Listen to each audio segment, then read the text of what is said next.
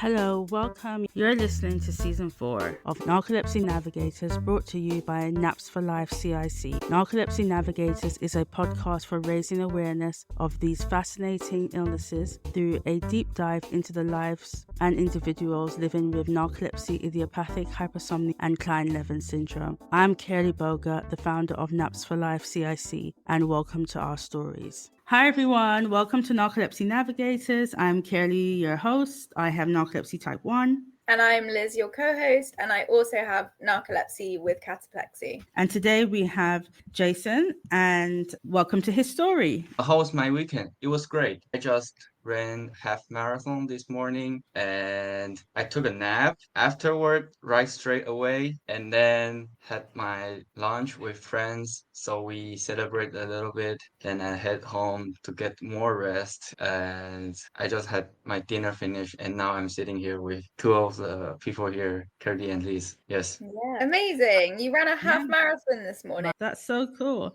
Did you beat your time from before? You mean, did I reach my goal? Yes, did you reach your goal? Yes, I think I'm satisfied with the result. The weather was perfect and my body was in good condition and yeah, I'm satisfied with it. And Liz, how was your weekend? My weekend has been good. It's been a mixture of socializing and relaxing, which is what I needed because my week was super busy. I had 2 work events after work, as well as being in the office every day. So I was pretty exhausted. And this week, so annoying, I couldn't nap for 2 of the days when I was at work. So it meant that, because I usually have my lunchtime nap, which gets me through the rest of the day. But I couldn't nap because I just couldn't fall asleep, which meant that I was pretty tired for the rest of the afternoon. And then I had evening events too. So that was a bit tricky. But I've managed to have a bit more rest this weekend. So I'm feeling better. That's good. How has your week or weekend been, Carolee? Yeah, the weekend's been okay. I went to church yesterday. So I'm in the countryside in Kenya, in this town called Kindu Bay. We walked to church, which I haven't done since we've been here because Dad usually drives and he just recently had operation, so he's recovering. So we walked instead, and it was like a mini hike. By the time we got to church, I was just like sweating, pouring down with sweat, even though I was carrying an umbrella to shade me from the sun, uphill and rocks and stuff. I was just like ready for a nap as soon as It must be quite hard to stay awake in church sometimes if you're just like sitting and listening to someone talk and it's really hot. And then today, just resting and having the interview. Nice. We all made it from 3 different countries. We're doing well to be here. Even though the time zone is different. Jayson, can you please tell the audience your name, what country you're residing in, your age, if you feel comfortable, and what year you were diagnosed? Hi, I'm Jayson. I'm from Taiwan. I live in Taipei. At the age of 10, I got diagnosis because my teacher said that I always fell asleep at class. And then my mom started to take me to go a lot of examination and then blood test. Then I was quickly diagnosed with narcolepsy type 1 with cataplexy. I'm 27 now, so it's been 17 years. I'm living with it. You were diagnosed quite young. I think you are the second youngest person we've interviewed that has been diagnosed so young. Wait, let me check. I think the age might be wrong. So what is the age for middle school? Around 14? So 13, 14. Yeah, not 10. But that's still quite young. You were a young teen when you were diagnosed. Yes, it was pretty young. I have no idea what happened to me. It was like I just sleep all the time in the Wow. wrong time. Yes, and wake up at the wrong time. I wake up at night and I don't know why I'm waking up in the middle of the night and then I just had nothing to do and I start watching TV. Then I fall asleep. Then it's kind of weird that my daily routine and I have no idea what happened to me. Yeah. Why? And what did your teachers think? Because you were obviously in school at that time. Yes. So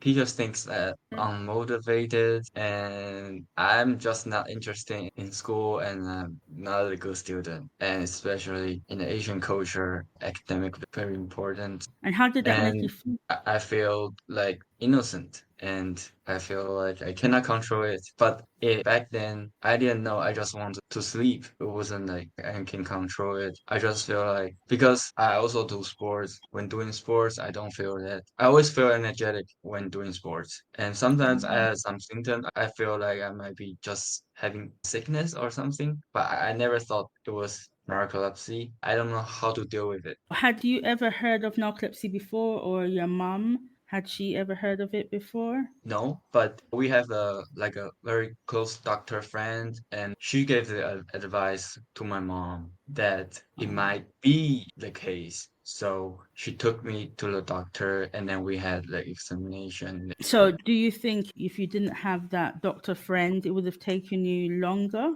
to be diagnosed? Definitely. Yeah, it can definitely be much longer. So I will be seeing as like a student that doesn't like studying and then just sleep all the time in classes. And then, yeah, that would be horrible for me. What's the Like, understanding of narcolepsy like in Taiwan? what do you mean by that? You mean like the knowledge or like how people understand that or how many Yeah, Yeah, people know that? both. yeah. I think it's rare. So I searched before. I think the population of narcolepsy is 1 in 1,000 people. I think we have the population of Taiwan is 3,200 million Hmm. population. So around 3,000 and more population in Taiwan. But it had never been official identified. Like it's estimated. Most of the people don't know that there's a disease that like this exists. So the hard thing is like you cannot tell a person from the appearance if they have the Mm. narcolepsy. So most of the time, if I don't tell them, they won't notice that. Like even in middle school, even in high school, I didn't tell anyone about it. And I had a lot of stress because I give myself a lot of expectation to be excellent in class. I don't know how to explain to people like what is narcolepsy. I have no idea how to speak up and how to tell the story that I had. And it's really like the pressure that I had, it was only with myself. Because if I don't tell them, they will think that why would you do the behavior that the people are lazy. So it's a lot of pressure when I don't speak up. Understand. So, when you were in high school, by that time, were you on medication? I You did did. like first time in the beginning in the middle school. So I was diagnosed in middle school, and at the 3 years, like the time I started to get medication, I wasn't really sure because the knowledge that I had for this disease, I wasn't doing research enough. Like I wasn't told enough of the this disease. So I just thought that I can do it without the medication. I thought it was like Uh, something like coughing or something, I can solve it. So, when you got to high school, you already started Yes. medication. Did you So feel different? in the high school, I started the medication, so I feel much more better, and that's maybe the one of the reason why that people can't tell because I think when I get the medication, 80% of my symptoms have been solved, and I only left as cataplexy and with the daytime sleepiness. And daytime sleepiness happens so fast that even me, I don't realize that happened. It's hard for people to tell. Yes, trying to suppress my emotion so I won't have the cataplexy trigger. But like right now for me, 4 years ago, I met a doctor and then she told me there's a medication for it. So I feel great after that, even if I had cataplexy during the day. What kind of emotions trigger your cataplexy? Like strong emotions, yes. Pure happiness or anger or excitement, like the thing that really worth celebrated or like really strong emotions. That is, Mm. I think it's very important as a human to have. And yeah, I feel really like I'm in a shadow like that because in the 3 years, 4 years, maybe that high school, like in order not to have cataplexy, so I give up my emotion. I Mm. feel like who am I? Like I'm a human. I don't have emotion. Yeah, That's I was gonna ask you that. That was that yeah. difficult because then you weren't really being yourself, like you I were. wasn't being myself at all. Like I feel like I'm soulless. Yeah, Mm. it was really. When I think back, I feel that way. But during that time, I was That just trying to be the survive. best version of myself. So, what about your? Sorry, let's. Sorry, I'm There gonna you say, go. what about your friends? How did you tell any of your friends? How did they like respond? Do I tell my friends? Yes. So back then when I studied in the university, I quit in the sophomore. So I went to Germany. That's why I learned German. I met a family, German family. I was doing a work exchange there, and then I really trying to, because I had a lot of time, free time there to think about what am I going next, what I'm looking for life. So I was at a time that I really want to know about more of this narcolepsy, and I started to do the research translation to let me be more clear about what happened to this disease and what can lead to. And I started to write down how I should explain to my family or friends. Like, how should I explain it? Because before that, I don't even know how to explain. And I think that takes practice, a lot of practice. And I started doing writing online, posting. I think the project Sleep helps me a Mm-hmm. lot.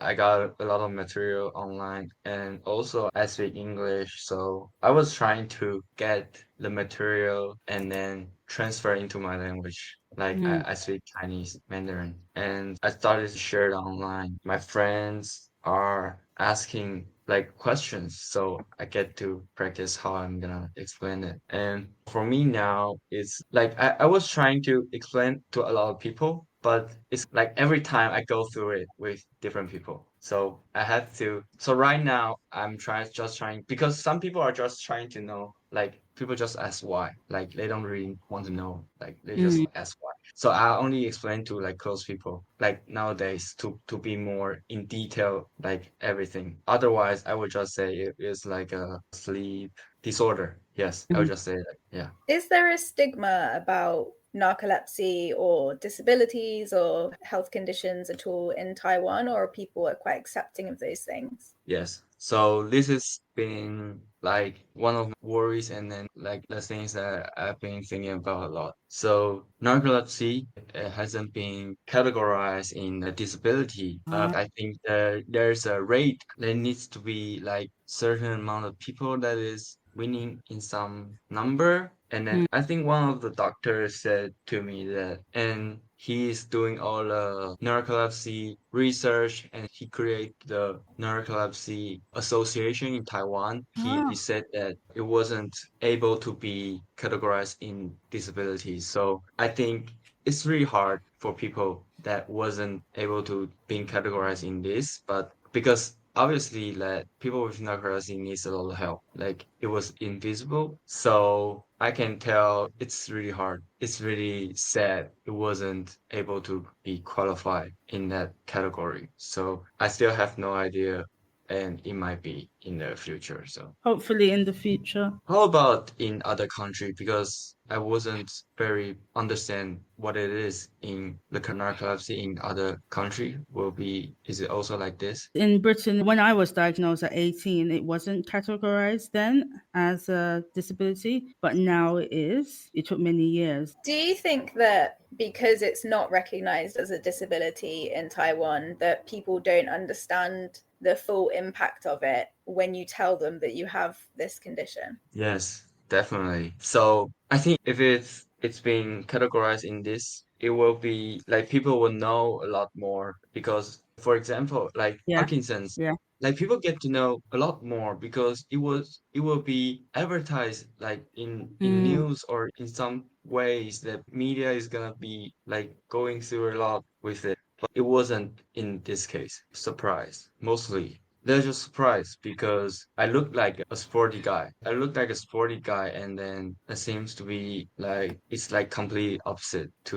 in Yeah. my look. Yeah. Like they will be very shocked. And but some people that is, I think it depends on what kind of people I was talking to. But mostly like they are shocked and they're surprised most of the time. How have your family dealt with your diagnosis and supporting you with your condition? First of all, my mom took me to the doctor. I think that is like most helpful thing that I got from her. And then I think she worries for me a lot. But however, that I think she wasn't know how to do with it because she never had it happen. She Mm. don't know who to ask. Especially the community was very private in Taiwan. The narcolepsy community was private. It wasn't like people can search online in Google and then they can find it. It was just the doctor creating like a private chat for the people who had only had narcolepsy.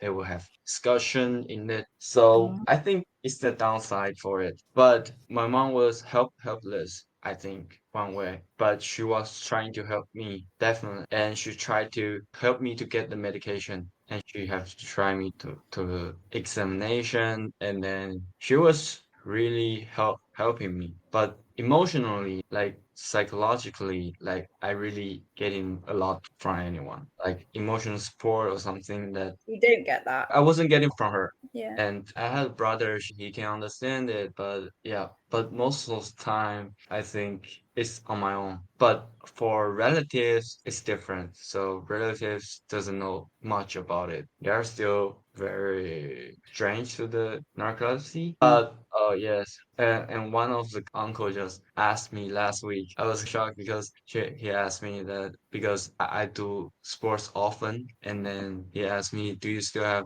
narcolepsy?" No, it just disappeared. It's gone now. Yes, it's just like that. How do you deal with that lack of emotional support from your family? I write diaries. I recorded at first. I try to record my emotion. I try to record what happened to me. How do I started to write the diaries and it makes me much more better. And then there was a time after Germany, I go back to school. I wanted to get some help from therapist in school. I can get help. And then this writing diary is the tool that he told me. So it helped me all the way back after I graduated. I spent 4 years, I think 5 years, maybe more. So this is very huge for me. Yeah. Wow. Because it was another expense for having a therapist. And it definitely had the same impact that even if I don't talk to someone. But right now, for me, I deal with emotionally, I just speak out and share how do I feel with my girlfriend. And she gave me a lot of support emotionally. So I think that's very important. Jayson, you are a PE teacher. Yes. So it's nice to see that your love for sports, you turned it into a job, which is nice. So at work, did they offer you any accommodations at work? Yes. So speaking of that, like I'm a substitute teacher, but in the long term. The reason for it because it's more flexible about the time. So before that, I actually did a lot of job. I had done office job, engineering job. I feel like I got how you guys feel when you're sitting in the office all day. Like how many times I can fall asleep, the Mhm. day that happens. It just feel like it feels bad. I wanted to do what makes me feel excited, and then I need to do something that makes me purposeful and something that I can do even though the time is short, but I'm being very output and efficient, and then I can still make money. That's most important. So I started to look for a job, and then I got a job that's close to me. Like for transportation, I only took 5 minutes, and it definitely saved me like the time, and I can get more sleep, and I won't fall asleep while transporting. I just started to look at what I need at first. So I started to look at it, and then I find it like PE teacher substitute. I can tell the school how I wanted my schedule to be look like. So I only have half day, and I try to manage Tuesday to Friday from 8 to 12. How would I look like at work? So I try to make it like my classes are all together because I don't have time to rest. And then I just need to go and finish it. And then because teaching job is like being more very active, Yeah. and then I won't be able to rest, and then I will have less symptoms that happen. And in the afternoon, I just get my lunch and then go home, and then I can get rest. There is only one day in Tuesday that I have a full day. Then that time I will take a nap at the office. It's quite comfort because there's a chair that I can lie down and then put out my feet. It was kind of good, but I try to manage it because back then in school, I don't have that luxury to be like sleeping. Now I just try to rest when during Tuesday I will rest at noon and then go back to class and then I feel my energy is back. Yes. And in some cultures, so like specifically in Asia, like Vietnam, for example, it's quite normal to have a nap after lunch for everyone. Is that the case in Taiwan as well? Yes, always. Like even when you're working, yes. I think there's a difference because they don't have the nap culture. It definitely has a 1 hour window since we were like elementary school. We always had the lunch, nap time, then back to class. So it's also in Taiwan. Yeah, you're right. I imagine that must be quite nice because like I have to nap at work, but I'm the only one and it's a very weird thing to request. Whereas Yes. for you, it's like much more within the culture already. I get it. Yes, it definitely feels that way. And especially when you're retired and you have to think, am I the only one taking naps? And you guys don't rest. And then, yeah, it has like a huge fight in the mind. I do feel that way many times because my coworker, because they are full-time teacher and then they have work also at noon, which is, my nap time. That's also the reason why I'm choosing it as a substitute teacher because there's less duty, but I get my job done, then it's done. I won't do any extra stuff for the work. And I'm not saying that I don't love my job, I do, but it's just like I wasn't be able to contribute during the time. You have to set boundaries and put your health first at the end of the day. Yes. And that's totally understandable because I'm a child of parent teachers. They're retired now, and teachers always have to do extra and take work home and stuff like that. So I totally get that. Yeah. Yeah. Do your work know about your narcolepsy then? School, no, but coworker, yes. So the school doesn't know, but I do tell my coworker when we are in the same office. I told them, and the interesting part is that, like in Taiwan, we have military service at the age of 18. So I got diagnosis with narcolepsy. So this is one of the reason why I don't need to serve in the military. And most of the people, the topic that brings me to speak about it is from the military service. So people just ask me, "Oh, do you do the service, military service?" I say, "No, I didn't." I said, "Why?" And then I don't have to do it because I have narcolepsy. That's quite a nice way to bring it up because it's Yeah. natural. Were you sad that you didn't get to do the military service, or you didn't mind? No, I Yeah. don't mind at all. How do you balance work, social life, and your narcolepsy at the moment? I put my health at first, and then I try to manage the work that I can do, like what's my responsible, how much I can do. That's why I choose the substitute teacher. And then I know people have financial stress, and then I'm luckily I don't have a lot of financial stress right now, so I can choose what I do. And then, but I still trying to be more independent. So I still need to like develop my career a little bit more. That's the thing that I'm working on. And because of that, I had several jobs. Like I teach in school, I coach in running club, and then I try to also be the fitness teacher. But yes, it takes me a lot of time, and then also stress too. And then socialize wise, most of the people I'm close with, people they know that I have like a symptom, so I wouldn't feel uncomfortable when I'm staying with them, and they will know what are my needs. And then definitely I'm not making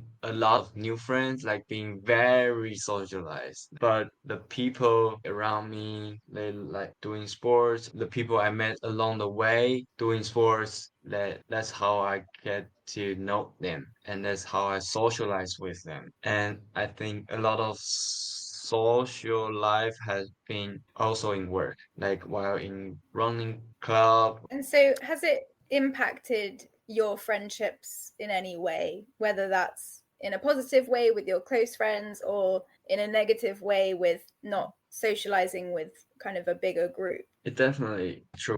When big people have to do things together or something like that, it takes more time. So it definitely has a lot of huge impact on that when I have narcolepsy because I have to use the time that I'm awake very manageable. I need to spend it like Carefully. yeah, Like yeah. very specific with how you use it. Fixed. Yeah. So I won't be doing nothing at the end of the day. So it definitely impact me a lot. So I avoid the big group or avoiding the night events. But it at first I think it's kind of hard, but in the end of the day, I think it's good because that's what I needed. Also, what it leads to a more healthy lifestyle for me. Jayson, you are plant based. What does that mean? You have a plant-based Oh, diet. yes. Was that a decision, anything to do with the narcolepsy, or you've always been plant-based? Or have you found that it has helped in any way? So I started to eat plant-based when I was 4 or 5 years ago. I started to do it because I tried to test how does it feel like. And I think it definitely helped me more on being manage what I'm eating, like what I'm eating in my body. So how does it feel in my body? Feeling great. It definitely had Mm. a huge help me understand more about the what food nutrition can affect me. And but I didn't do it for narcolepsy. But after I become plant-based, I started to have my own diet. Like I don't eat breakfast before work because I feel I will be sleepy and then I'm having the symptom during the work. And also try to avoid breakfast so I can be focused. I'm awake. I will have less symptom in work. Yes, also like getting more vegetables that I think one of those big thing I learned is like the carbs have huge impact on me. That I can feel the tiredness when I'm eating a lot of carbs. Yeah, that it does help me to understand that a lot. But I wasn't do it for at first. But that's the thing that I learned along the way. Nice. So that helps you to kind of manage your symptoms a bit more, or you're more aware of how it impacts your body. Yes, so I can choose more carefully, like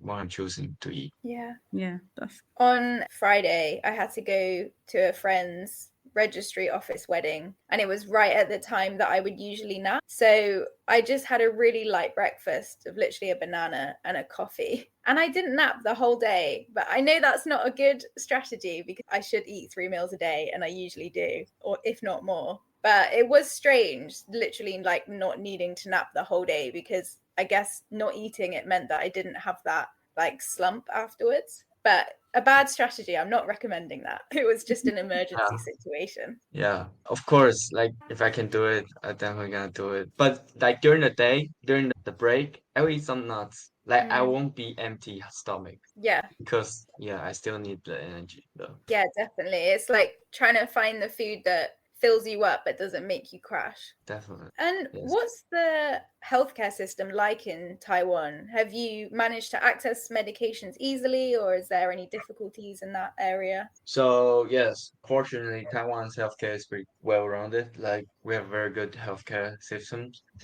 So I know the medication can be very expensive. I was also curious about you guys and what does it look like in your country. So I will ask later. But in Taiwan, it's very well rounded. So the health insurance can cover most of the medication fees, and I have to pay much more less for every treatment that I have. So like once in a month I get medication refill and then once a year I need to do the examination again because that's very tricky. But that's also funny because narcolepsy never go away, but they just want to try to make sure you have the symptom. wow. So they Yeah. retest you every year Every year without medication for a week. in order to do the test. That's, Yeah, because your system needs to be clear. yeah. Wow, that's very Oh interesting. my God. But I think in the bright side that I was very fortunate and grateful to have the healthcare that we have in Taiwan. Yeah. There's always pros and cons in whatever country you're in. It's never perfect, but it sounds like it's working. Yes. What does it look like